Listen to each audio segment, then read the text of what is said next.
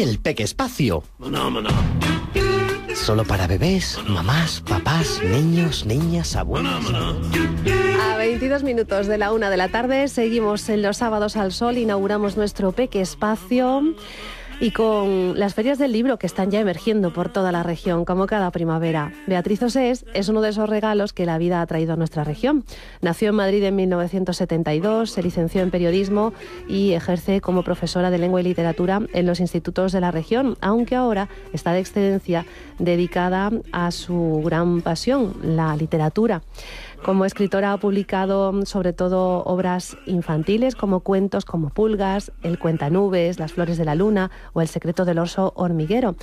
Y la que hoy queremos presentarte, Un cocodrilo para Laura, que han recibido todas ellas numerosos premios. Escribe historias para niños y niñas muy inteligentes, con un fino sentido del humor, grandes dosis de imaginación y algo de crítica hacia los adultos y el modo en que tenemos de tratar a los pequeños a veces. Además, imparte talleres creativos de literatura y animación a la lectura, apoya la labor de los CPRs de toda la región, los centros de profesores y recursos y de las bibliotecas, con programas como Leer Juntos, en el que tal vez algún oyente habrá participado alguna vez. En definitiva, lleva una vida muy literaria y nos invita a mirar la realidad desde abajo, desde esa altura a la que se encuentran los niños y desde ese prisma privilegiado que es la infancia. Beatriz Osés, bienvenida a los sábados al sol. Hola, buenas tardes. Qué alegría tenerte además aquí en nuestro estudio en directo. Vamos, si te parece, a escuchar primero de todo un fragmento de tu nuevo libro, Un cocodrilo para Laura, que nos lee Begoña Martínez y que ha publicado la editorial EDB. Enseguida nos cuentas.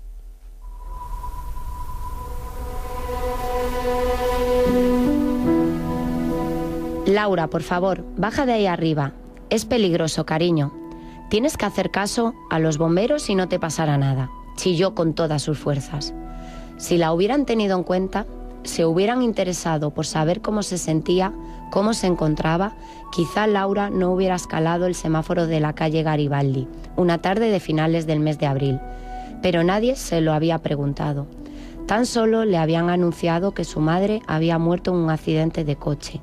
Le habían pedido que hiciera sus maletas, que abandonase su pueblo de la Toscana y que se fuera a la ciudad a vivir con su tía Daniela. A la ciudad donde, como decía su madre, los tomates eran de plástico, las personas no tenían nombre y los árboles se ocultaban detrás del gris. Así más o menos comienza la historia de Un cocodrilo para Laura. ¿Por qué la literatura infantil, Beatriz? Bueno, porque es una literatura que para mí no está limitada solamente a los niños, sino que abarca cualquier tipo de edad, como vuestro programa. Porque además, claro, normalmente le leemos a los niños, aunque ya sepan leer, pero nos gustan, no perdemos la buena costumbre de seguir leyéndoles cuentos o historias, incluso libros completos poquito a poco cada noche, ¿no? Que es un buen momento el de irse a dormir para aprovechar y introducir ese hábito maravilloso que es la lectura, ¿no?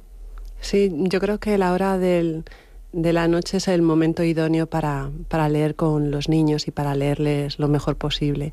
Es una forma de crear en ellos un vínculo con los libros y también un vínculo con nosotros mismos. Por eso cuando escribo para niños en realidad estoy pensando en lectores de todas las edades, porque sé que también voy a abarcar a gente de 90 años y es lo que me gusta. Sin embargo, si escribiera solamente literatura de adultos estaría muy limitada. Y me parecería más fácil escribir literatura de adultos. Es que no es nada fácil escribir para niños, ¿verdad? No, por eso, por lo que te estoy diciendo, porque necesitas distintos niveles de lectura, de profundización. Entonces, los niños lo interpretan de una manera. La historia de Un cocodrilo para Laura seguramente la verán como una aventura con un cocodrilo invisible que se zampa a muchos de los personajes. Y es lo que yo pretendo, es lo que busco. Sin embargo, lectores de más edad van a ver ahí la superación de otras cosas como la muerte. ¿Cómo es Laura, la protagonista de este libro? Bueno, Laura es una niña sensible, es una niña que acaba de sufrir un golpe duro, como es la pérdida de la madre, y además de perder a la madre también va a perder el referente del espacio, que es el pueblo, porque se tiene que marchar a vivir a una ciudad. Y va a pasar a vivir con su tía, que es una mujer que siempre ha estado volcada en el trabajo y que nunca se había planteado la maternidad. Entonces, ese es el ambiente en el que tiene que defenderse y donde aparece este cocodrilo. Tienen mucho que aprender, tanto la tía como la pequeñina, ¿no? Más la tía. Siempre tienen que aprender más los mayores de los niños. Por eso para mí los niños más que abajo están siempre arriba. Bueno, yo decía abajo por lo de la perspectiva de altura, por la no altura, por otro motivo. Lo sé, pero ellos, desde un punto de vista metafórico, están por encima. Uh-huh. ¿Y crees que está suficientemente reconocida la literatura para niños y jóvenes aquí en nuestro país? Yo creo que la gente que realmente valora los libros y se acerca a ellos con cierto respeto y que además tiene un bagaje de lecturas, sí que aprecia la calidad de ciertos libros para niños y también es capaz de distinguir aquellos que no la tienen. Se publican muchísimo para niños y para gente joven, pero eso no implica que todo esté en el mismo nivel de calidad. Entonces, dentro de la literatura para niños, igual que dentro de la literatura para adultos, el saco es muy grande y entonces aparece una saturación del mercado editorial, ¿no? Y ahí el lector tiene que tener un criterio de selección. Y ese criterio de selección a la hora de elegir libros para niños es necesario que los adultos de alguna manera orienten esas lecturas. Pero para que orienten esas lecturas para niños también tienen que estar preparados los adultos. Y para mí el principal problema es que los adultos leemos muy poco, mucho menos que los niños. Afortunadamente las nuevas generaciones parece que están leyendo bastante más, ¿no? Cada vez más. Sí, hay veces que están leyendo mucho más. El problema es que están leyendo.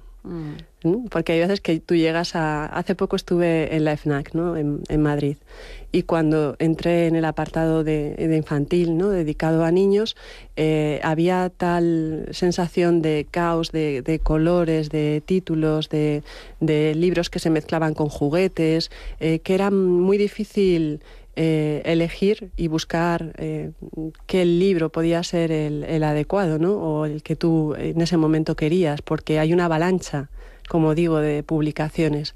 Entonces muchas veces en ese mar de colores y de letras llamativas te pierdes. Uh-huh. Las ilustraciones, por ejemplo, de tu libro, de Miguel Ángel Díez, son preciosas. Sí, con Miguel Ángel Díez ya había trabajado en Cuentos como Pulgas, en la nueva versión, la nueva edición que hemos hecho con Calandraca y en El secreto del oso hormiguero. Y de hecho tenemos un proyecto seguramente para el segundo semestre de este año, ¿no?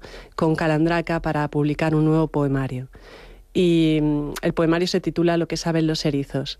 Entonces, para mí, trabajar con Miguel Ángel es un privilegio. Estuvo hace poco aquí en Mérida presentando el libro de Un cocodrilo para Laura en la Biblioteca Delgado Balondo y también tuve la suerte de contar con él para la presentación de Cáceres en el Centro de Profesores.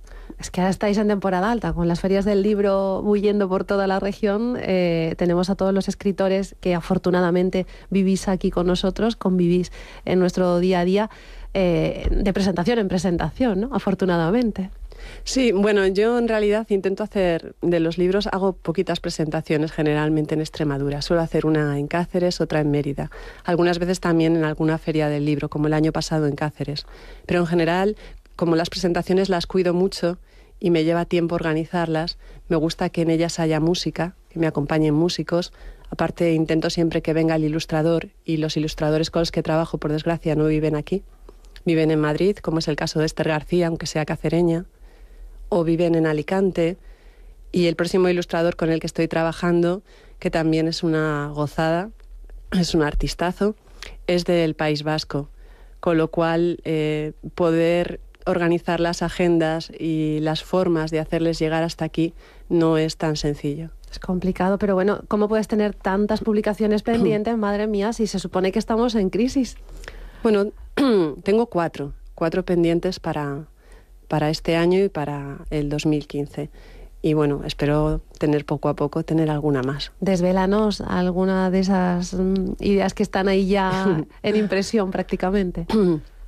Hay una colección juvenil protagonizada por un chico alemán que es un friki total, que se llama Erich Vogler, y es una colección de misterio que arranca con un título que es Los crímenes del rey blanco, con asesinatos que giran en torno a un club de ajedrez y que él tiene que resolver.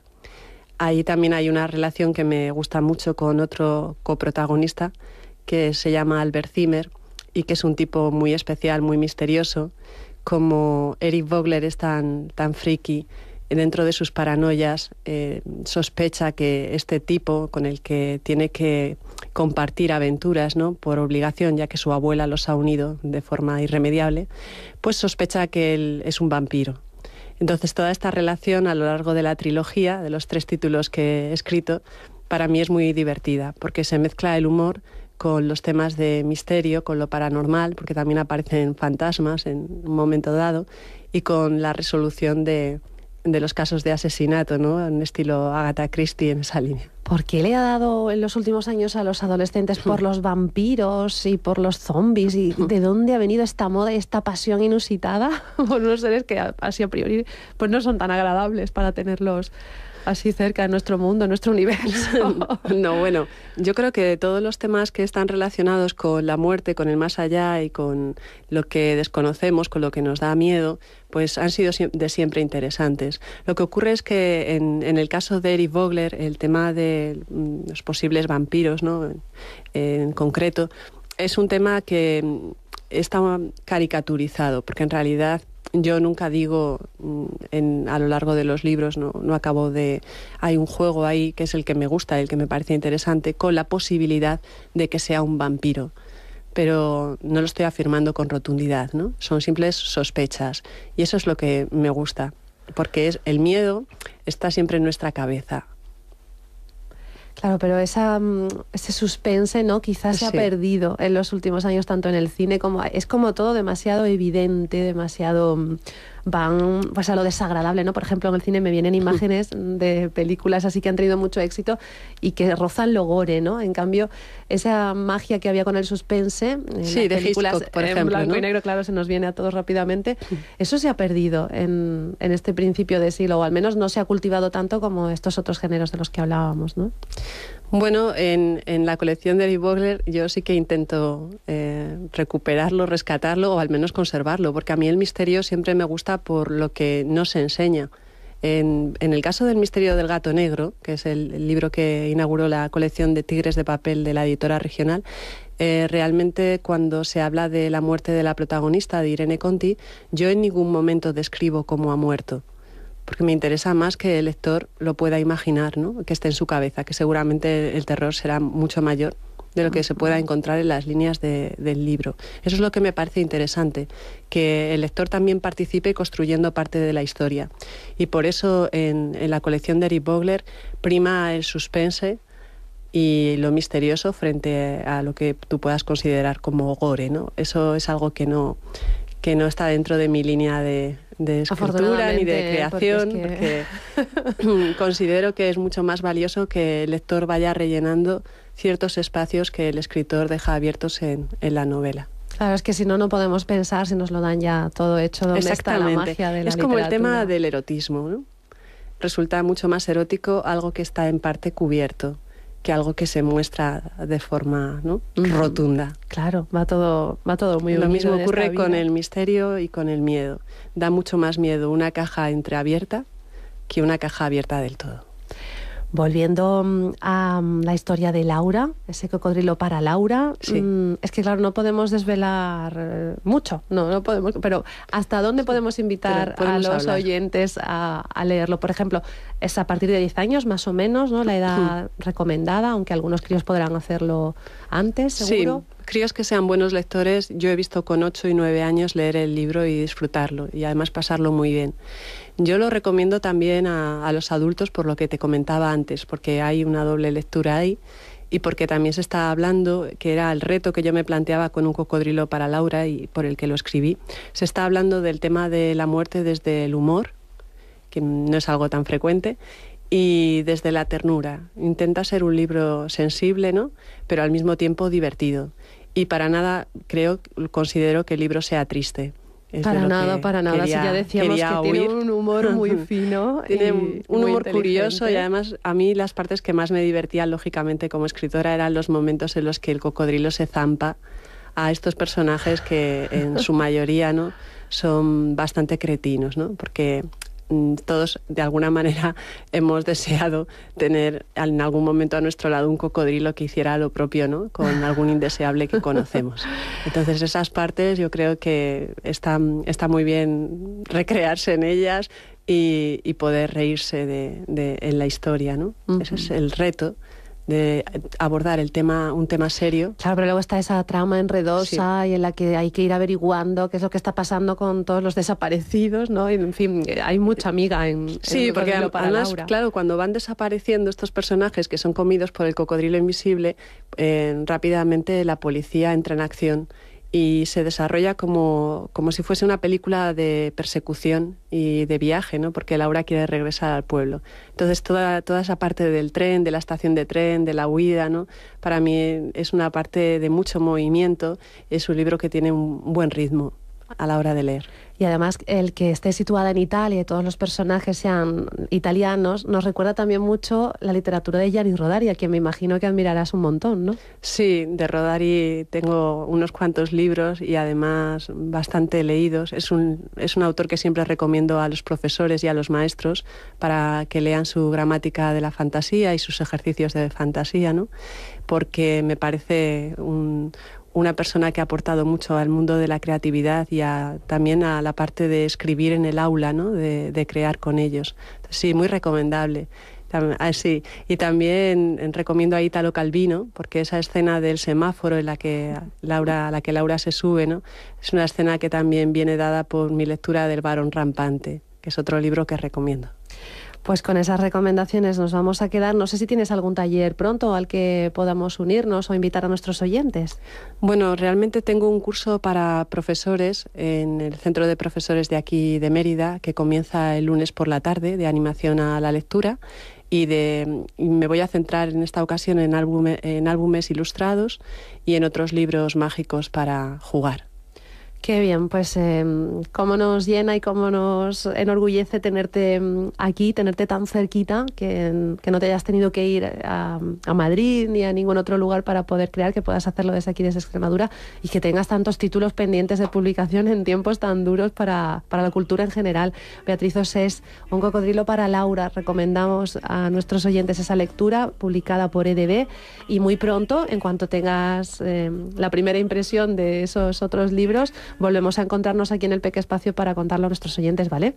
De acuerdo, ¿puedo añadir una cosita? Claro, lo que quieras. Pues me gustaría, es un mensaje, esto suena así un poco, es un mensaje para los padres, los adultos, todos los que, por favor, regalar libros antes que otro tipo de artefactos que son muchísimo más caros, y en tiempos de crisis mi padre siempre decía, somos pobres, solamente hay dinero para libros. Gracias, ahí lo dejamos. Maná, maná.